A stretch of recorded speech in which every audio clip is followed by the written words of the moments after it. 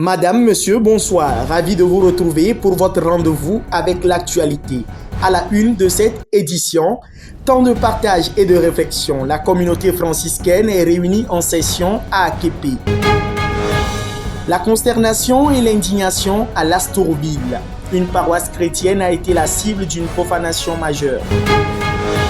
La ferveur traverse les frontières.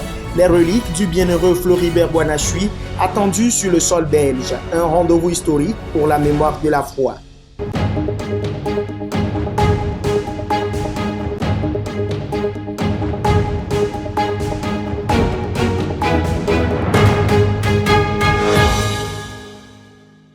C'est l'événement majeur qui rassemble actuellement la famille franciscaine au monastère Sainte-Claire d'Aképi au Togo du 5 au 10 juillet 2026.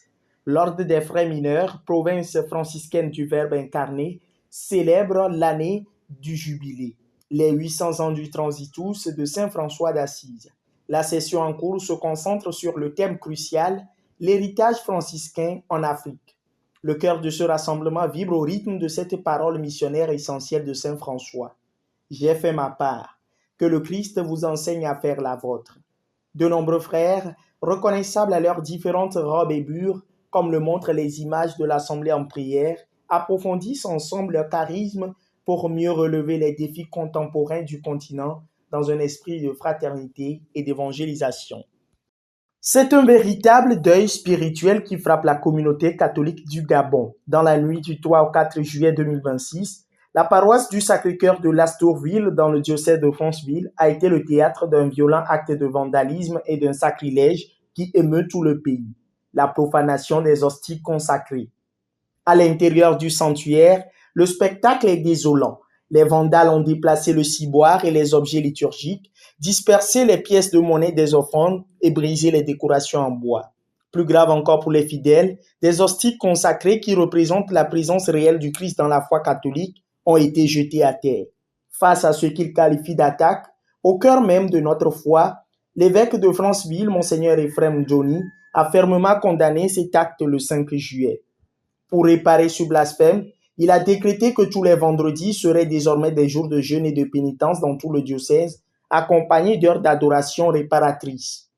Alors que l'indignation reste vive, l'évêque a annoncé qu'il présiderait prochainement une messe de réparation à Lastourville afin de purifier l'église et d'y réinstaller solennellement le Saint-Sacrement, une étape cruciale pour panser la blessure de cette communauté meurtrie. Le destin héroïque du jeune Congolais Floribert Boinachui résonne désormais au cœur de l'Europe. Béatifié en 2025, ce jeune douanier assassiné pour avoir refusé de céder à la corruption voit ses reliques accueillies en Belgique pour 2 célébrations solennelles ce 5 juillet à Anvers et le 8 juillet à Bruxelles.